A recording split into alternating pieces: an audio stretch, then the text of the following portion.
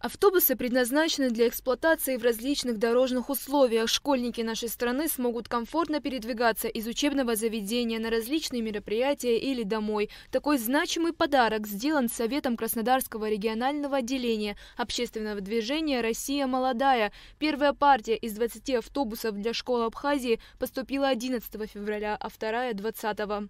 В соответствии с достигнутыми договоренностями между Российской Федерацией и Республикой Абхазия мы продолжаем развитие образовательной системы республики, содействуем в ее совершенствовании, в том числе в развитии инфраструктуры образовательных учреждений. Буквально за последние недели мы уже передали в школы Республики Абхазия 120 интерактивных панелей, также 22 мобильных компьютерных класса. И с радостью наблюдаем, что уже данное оборудование активно используется среди учащихся и преподавателей в школах Республики Абхазия.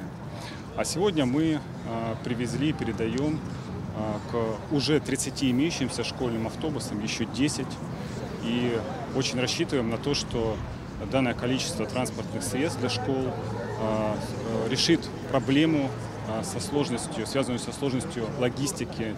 Такая договоренность была достигнута в ходе рабочей встречи в Москве министров просвещения Абхазии и России Инала Габлия и Сергея Кравцова. Инициатива была поддержана первым заместителем руководителя администрации президента Российской Федерации Сергеем Кириенко. В автобусах 22 пассажирских места. По словам министра просвещения Инала Габлия, потребность в транспорте для школьников закрыта.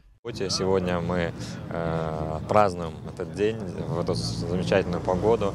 Дополнительно 10 автобусов прибыло в Абхазию, и мы распределим эти новые транспортные средства практически во все районы республики. Это Карчальский район, Гудаутский район, Кагрский, город Сухум, Гулрыбский район, Гальский район. Поэтому вся республика сегодня рада. Дети очень ждут, как отметил директор самой старой школы республики в селе Окум.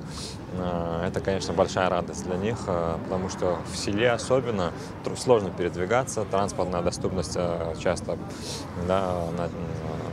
тяжела.